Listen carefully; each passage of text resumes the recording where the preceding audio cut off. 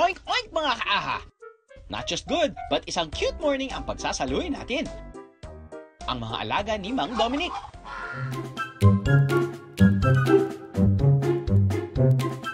Ito po yung mga native na baboy kung saan ito po yung talagang lahi ng sarili natin. Ito po yung mga baboy na mga all breeds, kumbaga sa tao, no. Parang anak na ang turing niya sa kanila. Malaya silang nakakapaglibot sa farm. Araw-araw pinaliliguan.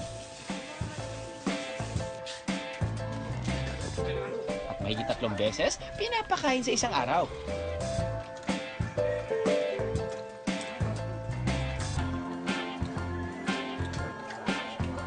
Pati ang mga kapitbahay ni Mang Dominic, parang tao na rin ang turing sa kanyang mga biik. Ang mga baboy na to ay native Pinoy pigs o Philippine Warty pig. Sila ay mabuo at kadalasang itim ang kulay. Iba sila sa mga baboy mula sa ibang bansa. Ang mga breed kasi doon ay merong tusk na parang sa elepante. Ang tawag sa kanila, Babirusa. Pero itong surprising, ang mga baboy raw ay isa sa pinakamagtalinong hayop sa mundo. Alam nyo ba na kasing talino ng isang full-grown pig ang 3-year-old toddler? Galing! Aha! Ayon sa pag-aaral ng neuroscientist na si Lori Marino from Emory University sa Atlanta, USA, excellent daw ang long-term memory ng mga baboy. Magaling din daw silang mag-locate ng hidden objects at nakakaintindi raw ng actions and symbolic languages. Baboy genius, di ba? Ang baboy, they are also much smarter than dogs. Smelling, yan, yung sa snout nila, leathery type siya. Sensitive yan sa touch. Kaya medyo maraming nerve siguro nakalagay doon connecting to the brain. Nakaka-recognize kasi sila ng different colors. Kaya nilang makadetermine. Pero ayon sa American animal science expert na si Dr. Stan Curtis, hindi naman daw kasing rich ng sa tao ang color vision ng mga baboy. Alam lang nila ang pagkakaiba-iba ng mga kulay pero hindi ito malinaw sa kanilang paningin. Alam kong porket chubby at medyo mataba sila, mabilis silang tumakbo. Correct. Kaya nilang tumakbo as fast as 18 kilometers per hour. Depende pa yan kung hinahabol sila ng kawayan.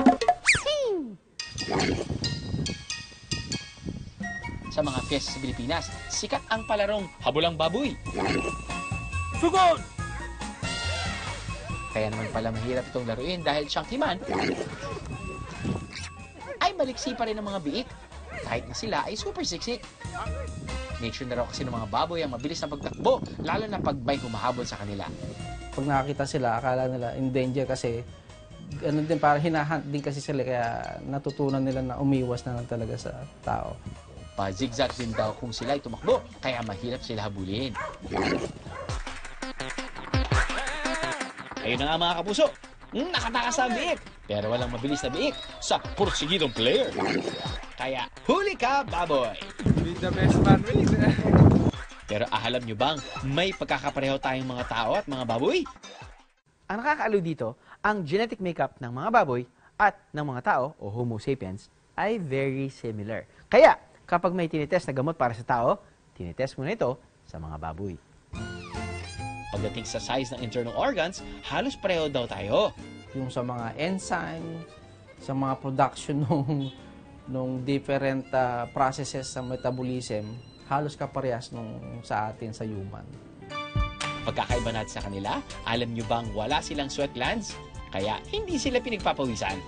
Para malumigan ang katawan, ang hilig nila mag-swimming sa putikan. Cute, smart, cuddly. Yan ang mga kaibigan nating piggy. At pagkatapos nyo malaman yung mga fun facts tungkol sa kanila, I'm sure kayo ay mapapaibig sa pig. Parang mas malaki pa sa akin. Ano ba kasi yan?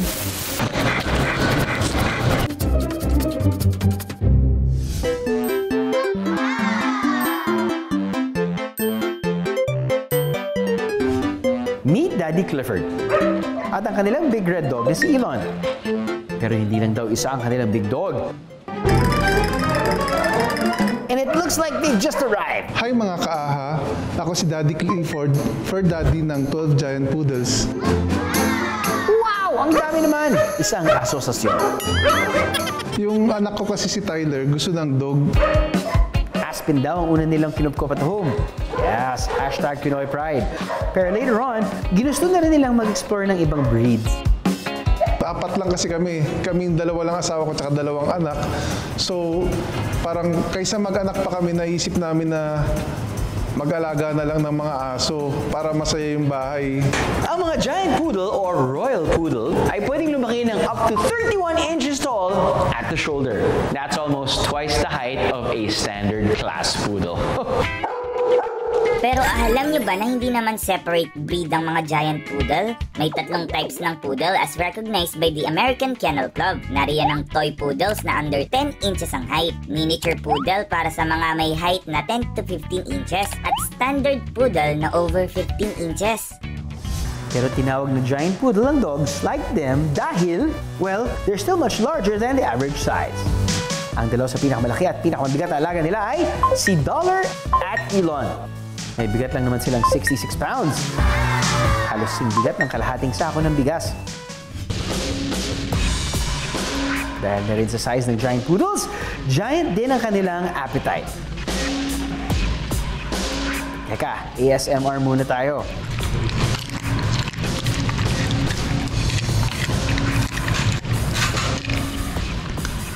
Aminado si Daddy Clifford na magastos silang alagaan. Pero priceless naman daw ang pagmamahal na nakuha ng buong pamilya nila from their pets. Punta naman tayo sa pangalawa nating pet malo owner na ang hilig naman ay maliliit na baboy. Teka, ano bang kakaiba sa mga beak na yan? Ayun naman, hindi pala baboy kundi cute guinea pigs. Unlike other guinea pig breeds, generally hairless ang mga skinny guinea pigs. Walang outer coat ang mga ito tulad ng ibang breed. Pero pwede naman daw itong tubuan ng thin hair sa ilang parte ng katawan nila. Sa physical na anyo niya, kasi mahilig din ako sa baboy, tapos mahilig din ako sa mga rodents. Ngayon, parang miniature ka ako siya ng native na baboy na mukhang hippopotamus. Kaya talagang gustong-gusto ko yung itsura niya. Kadalasan, nagugulat na meron palang ganito. Pero merong ilan na, syempre, yung di natin maiiwasan na yung iba, takot na takot sa mga walang balahibo na hayop, ganon. Ang skinny guinea pigs ay laboratory-made breed, meaning nabuo ito mula sa loob ng laboratory. Lab or laboratory animal kung ituring ang guinea pigs o yung mga ginagamit sa scientific experimentation. Guinea pig po kasi yung ginagamit natin, mostly ng mga laboratory kasi unang-una madali silang i-breed. Yung anatomy po nila, parang yung kaparehas ng sa tao, malapit. Tapos yung biochemistry ng katawan nila, almost malapit din sa tao. Nagsimula namang makilala sa Canada ang skinny pigs o hairless guinea pigs noong 1970s nang magkaroon ng mutation sa mga laboratory breed na hair guinea pigs. At ang isa raw sa mga haired guinea pig sa lab, nanganak ng isang hairless na guinea pig na di kalaunan, nadala na ang genes na ito sa mga susunod pang salin lahi ng mga guinea pigs. Sa Pilipinas, meron daw 2 uri ng hairless guinea pigs. Hello mga kaha! Ito, makikita natin ngayon yung 2 uri ng skinny breed sa Pilipinas. Ito yung skinny, purong balat na kaagad siya. Dito naman sa isa, meron siyang mas makapal na balahibo hanggang likod tsaka sa noo. Ito yung werewolf na tinatawag. Sa ngayon, may 10 skinny guinea pigs na si Christian. At ang iba raw dito ay binreed niya. At dahil maalam na si Christian sa pagbe-breed, nakagawa na rin daw siya ng sariling combination. Sa kanilang kakaibang katangian, walang dudang marami silang kayang itaob sa palupetan. Aha!